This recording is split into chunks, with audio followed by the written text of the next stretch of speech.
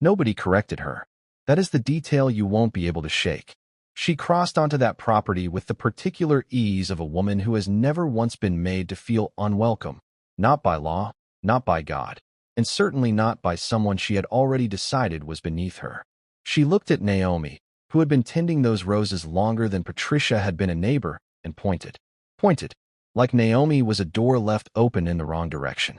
And Hyun-suk, the man whose name, in certain circles, was spoken the way people speak about whether they cannot stop, stepped out of his car, straightened his jacket, and looked at his wife. Not at the police. Not at Patricia's outstretched finger still hanging in the air. At Naomi. He said, quietly, "Are you finished with your roses?" That was the moment Patricia understood she had not called the police on a maid. She had introduced herself to a war she had no idea was already over. The Lee estate did not announce itself. That was the first thing people noticed, and the last thing they understood. There were no iron gates crowned with initials, no fountain engineered to impress from the street. Just a long, unhurried driveway lined with Japanese maples that Naomi had chosen herself, their leaves the color of dried blood in autumn, delicate and absolute. The house sat behind them like a man who has nothing left to prove. Enormous, yes, but quietly so. The kind of enormous that does not need your attention to remain enormous. Naomi had lived here for 11 years, and she still found new things to love about it. She loved the way the morning light moved through the east corridor like it was in no particular hurry. She loved the kitchen, which was larger than the apartment she had grown up in and smelled, on most days, of the cardamom she kept in a ceramic bowl by the window. She loved the garden most of all, not because it was beautiful, though it was, but because it was hers in a way that nothing in her childhood ever had been. Something she had built slowly, deliberately, with her own hands and her own choices, and that rewarded that care without asking her to justify it. Hyun-suk had given her the estate. She had given it a soul. He understood the difference, which was one of the reasons she had married him. Their love was not the loud kind. It did not require an audience. On the evenings he returned from wherever the world had taken him, Geneva, Seoul, sometimes places she did not ask about. He would find her in the garden or at the long dining table with a book, and he would simply sit near her. Not across from her. Near her. Close enough that the day fell off him slowly. Like a coat he only trusted her to take. He was not, by any measure, a soft man. She had watched rooms change temperature when he walked into them. Had seen men in expensive suits choose their words with a carefulness usually reserved for live wires. His silence in a negotiation was said to cost people more than his words. But he brought her tea without being asked. Remembered the names of every rose she had planted. Learned, over 11 years, exactly how much space she needed and exactly when she needed none at all. People who saw them together often searched for the transaction. For the angle. They could not find it, which unsettled them more than anything else would have. There was no angle. There was only a woman who had built something beautiful and a man who understood that his greatest accomplishment was being trusted to stand beside it. The estate held all of that quietly, the way it held everything. And then Patricia Keller moved in next door. Patricia arrived on a Tuesday, which somehow felt appropriate. Not a Monday, with its clean sense of beginning. Tuesday, the day of the week that has always believed it deserves more credit than it receives. The moving trucks came first, 3 of them, white and loud, idling at the curb with an engine rumble that sent the birds out of Naomi's maples in a single startled cloud. Naomi watched from the garden, her pruning shears resting in her gloved hand, and noted the furniture as it emerged, heavy, pale, the kind of pieces selected to communicate wealth to people who needed the communication. A chandelier wrapped in moving blankets. A mirror so large it required 4 men and a great deal of mutual recrimination to navigate through the front door. Naomi returned to her roses. She met Patricia that same afternoon, which was perhaps the universe's way of not drawing out the inevitable. Patricia came to the property line in a cream blazer and the particular expression of a woman performing a neighborly visit while conducting an inspection. She introduced herself with a smile that arrived slightly ahead of her actual warmth and lingered slightly after it departed. "I'm Patricia. Patricia Keller." She said it the way people say a name they expect you to recognize. "Naomi," Naomi said, and offered nothing else, because nothing else was required. Patricia's eyes moved, just briefly, just once, from Naomi's face to her gardening uniform, to the house behind her, and back again. It was a quick calculation, the kind people believe is invisible when it is, in fact, the loudest thing in the room. "Do you know if the owners are home?" Patricia asked. "I'd love to introduce myself." Naomi looked at her for a moment. "I'll let them know you stopped by," she said, and turned back to her garden. That should have been the end of it. Most people, offered that particular quality of stillness from a stranger, understand instinctively that a door has been closed. They note it. They move on. Patricia was not most people. Over the following 2 weeks, she found reasons. She was concerned about the maple roots and whether they crossed the property line. She had a question about the neighborhood association meeting schedule. She wanted to flag, just to flag, not to complain, that one of the garden lights on the eastern border was shining toward her bedroom window at night. Each time, she spoke to Naomi with a specific register of voice. Not rude, precisely. Nothing that could be quoted back cleanly. But calibrated. The way you speak to someone whose job it is to relay your message, rather than someone whose answer you are actually waiting for. Naomi received each visit with the same unbothered composure. She answered what was answerable. She noted what was noted. And she said nothing to Hyun-suk, because she had spent a lifetime deciding which fires required water and which ones were best left to burn themselves out. She would later reconsider that decision. The uniform was simple. That was the point of it. Dark green canvas, structured at the shoulders, fitted enough to move in, but not so fitted that it caught on anything.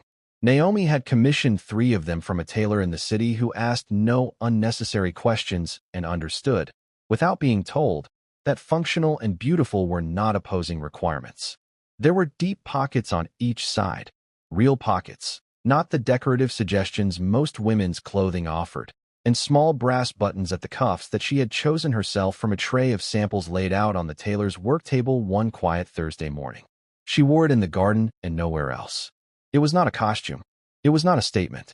It was what you put on when you were about to do serious work and you respected the work enough to dress for it properly. Hyun-suk had asked her once, early in their marriage, why she didn't simply hire a full grounds crew and be done with it. They had the staff for the interior. The exterior could be managed the same way. She had considered the question genuinely before answering, because he had asked it genuinely. "Excellence doesn't maintain itself," she said. "And I don't want to own something I don't understand." He had nodded, slowly, the way he nodded when something confirmed a suspicion he'd been carrying quietly for a while. He never raised the subject again. Instead, the following spring, he had the garden tool storage expanded and fitted with proper lighting, without mentioning it, without waiting to be thanked. She understood him too. The roses she grew were not ornamental in the casual sense.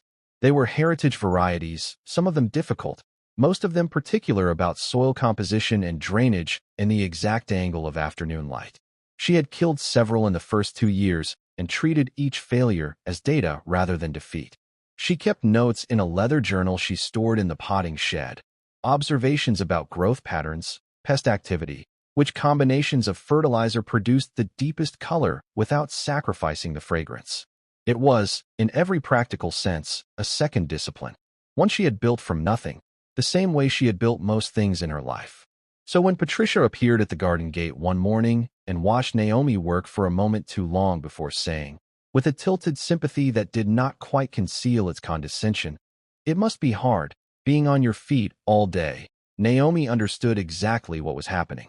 She straightened, removed one glove with the unhurried precision of someone who has never once needed to rush to be taken seriously, looked at Patricia with eyes that gave away nothing and held everything. "I'm on my feet," she said pleasantly, "because I choose to be." She put the glove back on. Patricia laughed a small, uncertain laugh and found a reason to leave shortly after. The roses, as always, required no explanation at all. The Holloway Heights Homeowners Association met on the 3rd Thursday of every month in the community room of a building that had been designed to suggest civic importance without quite achieving it. Beige walls, a folding table dressed up with a navy tablecloth, a podium that no one used but no one removed, because removing it would require a decision, and decisions were not what this particular group did efficiently. Naomi had attended every meeting since the year she and Hyun-suk moved in. She sat near the middle, contributed when relevant, and had twice served on the landscaping subcommittee, where she had successfully argued against a proposed bylaw that would have restricted certain tree species on aesthetic grounds. She knew the names of the other homeowners. Most of them knew hers. Patricia had been in the neighborhood for 19 days when she attended her first meeting. She arrived 7 minutes early and spent those 7 minutes moving through the room with the sociable efficiency of a woman running for something. Naomi watched her from her seat near the window, noting the way Patricia's gaze swept the room in a practiced arc, cataloging, assessing, sorting people into categories with the speed of long habit. When Patricia's eyes landed on Naomi, they did the thing they always did. That brief arithmetic, that silent rearrangement. She crossed the room to where Margaret O'Say was standing, one of the longer-tenured residents, a retired architect who had known Naomi for the better part of a decade. Naomi did not hear what was said. She didn't need to. She watched Margaret's expression shift from cordial to carefully neutral, the expression of a woman absorbing something she found distasteful but was too polite to address in the moment, and she understood the shape of it well enough. When the meeting was called to order and the chair, a soft-spoken man named Darren, moved through the agenda, Patricia raised her hand during the open floor. "I just want to make sure," she said, with a smile engineered to read as reasonable, "that we're clear on the attendance policy. This is a homeowners meeting. I want to confirm that everyone here is actually a homeowner." The room went the specific quiet of people who understood exactly what had just been said and were deciding, individually, how much of themselves they were willing to spend on it. Darren cleared his throat. "Everyone present is a verified resident," he said. "Of course," Patricia said lightly, as though she had simply been asking a procedural question, as though the question had not been aimed like a dart at a specific person in the room. Naomi did not shift in her seat, did not look around to read the room's reaction, did not perform discomfort for anyone's benefit. She made a small note in the margin of her agenda, a thought she wanted to remember about the spring planting schedule. Then she waited, with absolute patience, for the meeting to continue. Some fires, she knew, announced exactly what they were the moment they were lit. This one had just shown her its hand. It was a Wednesday morning, and the light was doing what it did best in late spring, arriving at an angle that made everything look like it had been painted rather than grown. Naomi was on her knees in the east bed, transplanting a cutting she had been cultivating in the potting shed since February. A Cardinal de Richelieu, deep purple-red, almost black at the center, with a fragrance that arrived before you were close enough to see it clearly. One of the difficult ones. One of the ones worth the difficulty. She heard the gate open. She did not look up immediately, because the garden had taught her that most things revealed themselves more honestly when you didn't rush toward them. Patricia's heels on the stone path announced her with the particular confidence of someone who had decided, before leaving her own house, that she was in the right. She stopped a few feet from where Naomi was kneeling and stood in the way people stand when they want the height differential to do some of their work for them. "I need to talk to you about the roses on the north border," she said. "Several of the canes are crossing onto my property. I've asked about this before, and nothing has been done." She had not asked before. Not once. Not about this. Naomi set down her trowel with the unhurried care of someone who intends to pick it up again shortly. She removed her gloves, one finger at a time. Then she looked up at Patricia with an expression so composed it had weight to it. "Which canes specifically?" she asked. Patricia gestured vaguely toward the north wall. "The ones by the iron fence. They're overreaching. I pruned that border 10 days ago," Naomi said. "If something has crossed since then, I'll address it this week. I'd like it addressed today." The word "today" landed with a small, deliberate force. The force of a person accustomed to giving instructions to people who had no option but to receive them. Naomi stood. Not quickly. Not in a way that suggested she had been prompted. She simply rose to her full height, brushed the soil from her uniform with 2 slow, even strokes, and looked at Patricia with eyes that had stopped performing patience several weeks ago and had moved into something quieter and considerably more dangerous. "You're standing on private property," Naomi said. "You didn't ring the bell. You didn't call ahead. You walked through a gate that wasn't yours to open." She paused. "The roses will be seen to when I decide to see to them." Patricia's mouth opened, then closed. Then something moved across her face. Not embarrassment, which would have required a particular kind of self-awareness she did not possess, but something harder. The expression of a woman who has been refused by someone she had not extended the courtesy of considering a person. She left without another word.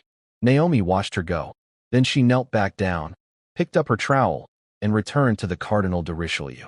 But she knew, with the quiet certainty of someone who had learned to read weather, that the storm had just decided on its direction. They came with their lights on, which told her everything about the call they had received. Not a wellness check, not a noise complaint.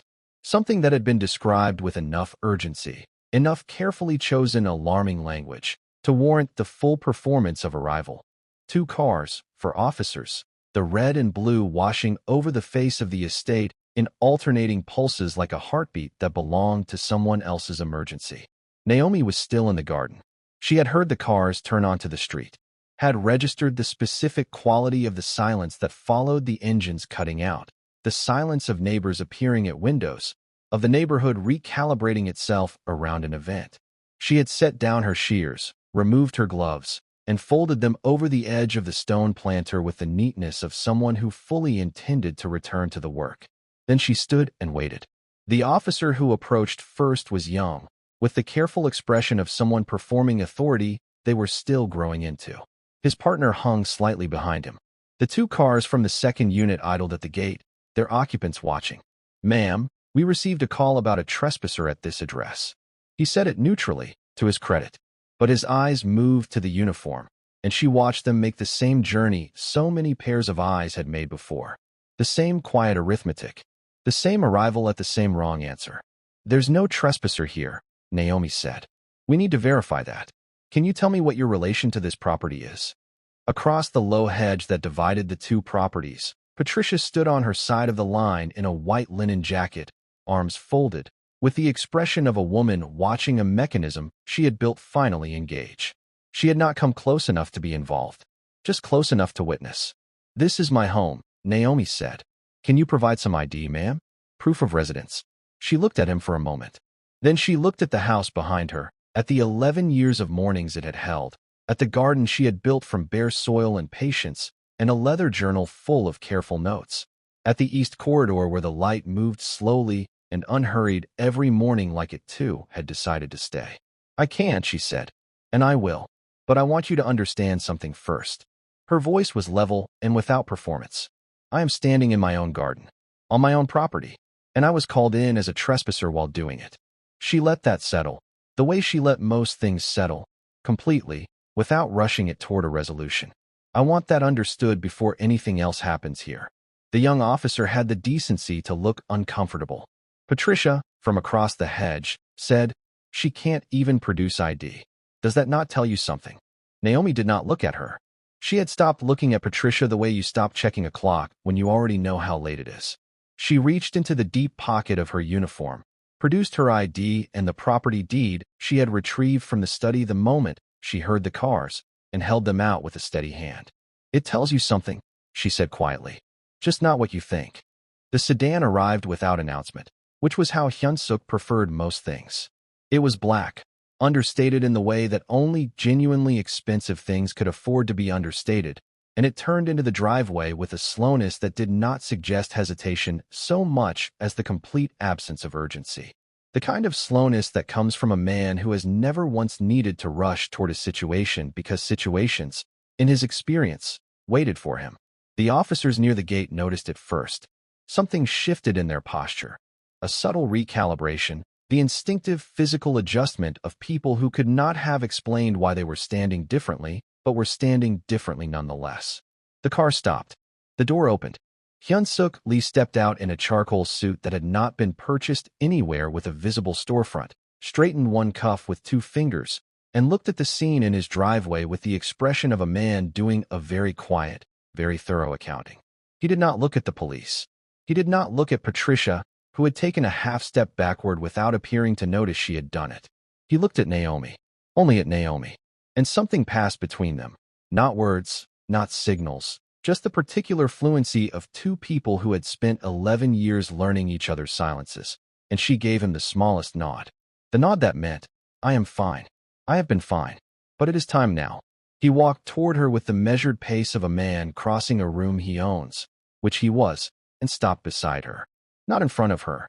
Beside her. The distinction was not lost on anyone present. "Are you finished with your roses?" he asked her. His voice was quiet. That was the thing about it. It was never loud, never raised, and somehow that made it fill more space than shouting would have. like a frequency that bypassed the ears entirely and registered somewhere older and more instinctive. Nearly, she said. He nodded once. Then, and only then, he turned to look at the officers with an attention so focused and so still that the younger one actually straightened his spine without being asked. Patricia made a sound from across the hedge. Something that began as a sentence. Something about the situation, about her concern, about her rights as a neighbor, and dissolved before it finished forming because Hyun-suk's gaze moved to her with the slow, unhurried precision of a camera finding its subject. He looked at her for exactly 3 seconds. He said nothing. Patricia, who had spent 6 weeks speaking to Naomi as though she were furniture, who had wielded the telephone and the law and the full architecture of her entitlement without a moment of doubt, Patricia took another step back and said nothing either. The red and blue lights were still pulsing against the front of the estate. Hyun-suk reached into his jacket pocket, retrieved his phone, and made a call. He spoke in Korean, quietly, for less than 30 seconds. Then he ended the call, returned the phone to his pocket, and looked at no one in particular when he said, in English, with the flat, courteous tone of a man closing a meeting, "This has been resolved."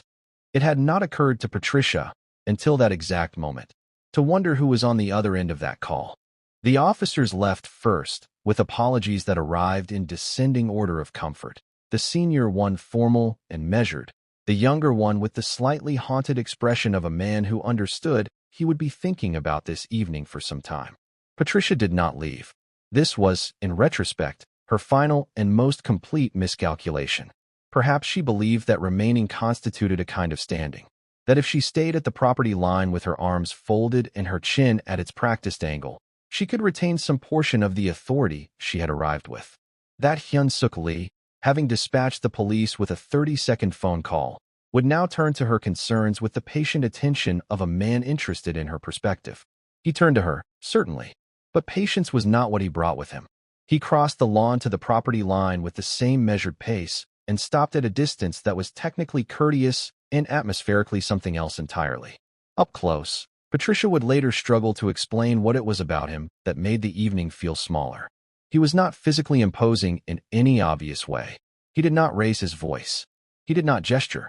He simply stood with the complete stillness of a man who had never needed movement to make a point, and he looked at her with eyes that were neither angry nor cold, but something more unsettling than either. Entirely, professionally calm. "My wife," he said, "has lived in this home for 11 years. She has maintained it, improved it, and built something on this property that required more skill and patience than most people apply to anything in their lives." He paused, briefly, the way a very precise person pauses to ensure accuracy rather than effect. "She has done this without once asking to be recognized for it by anyone who did not deserve the asking." Patricia opened her mouth. "I'm not finished," he said, without changing his tone by a single degree. She closed it. "You have spent 6 weeks making my wife feel like a stranger in her own home. You have used her appearance, her clothing, and her graciousness against her in ways you believed carried no consequence." Another pause. "You believed that because you did not know whose peace you were disturbing." The evening had gone very quiet around them. Even the maples seemed to be withholding their movement. "My wife's name," he said, "is Naomi Bennett Lee. She is the co-owner of this estate, the most capable person I have ever known, and the only reason I am speaking to you calmly right now rather than making a second phone call." He let that land exactly where he intended it to land. "Your husband's firm," he continued, "holds 3 active contracts with subsidiaries I control. I want you to go home tonight and reflect on whether the satisfaction you have taken from the last 6 weeks was worth the cost of what comes next." He did not wait for her response. He turned, walked back across the lawn, and arrived at Naomi's side as though he had simply stepped out for a moment and returned.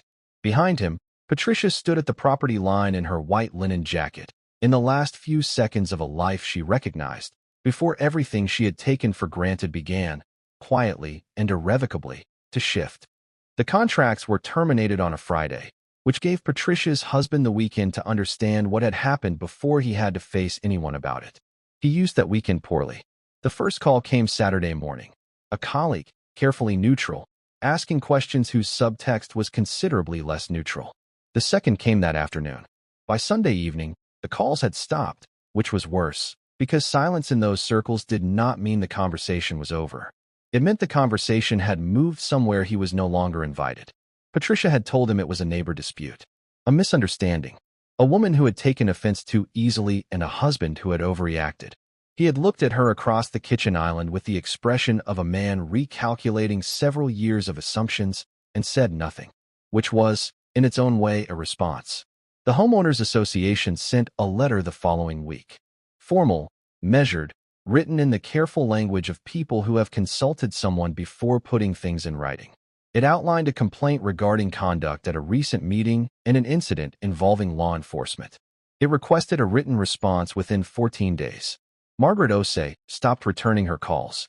The women Patricia had been cultivating at the club, the ones she had been so efficiently charming since her arrival, the ones she had selected with the precision of someone assembling a useful social portfolio, began to have scheduling conflicts. First one, then two, then a pattern so consistent it could no longer be mistaken for coincidence. Patricia was not stupid. She understood what was happening.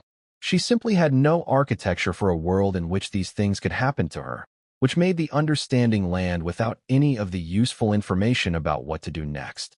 Across the hedge, the Lee estate continued its existence with complete indifference to her unraveling. The Japanese maples moved in the morning breeze. The lights along the garden path came on at dusk with their customary precision. And Naomi, on a Thursday morning 10 days after the evening that had rearranged Patricia's life, knelt in the east bed in her green uniform and returned to the Cardinal de Richelieu she had been tending when everything began. The cutting had taken. That was the thing about the difficult ones. When they finally took, they were extraordinary.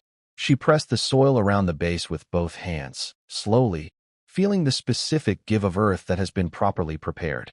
The fragrance was already present, faint and deep and entirely certain of itself, the way the best things were, not announcing, not performing, simply being what they were for anyone patient enough to come close.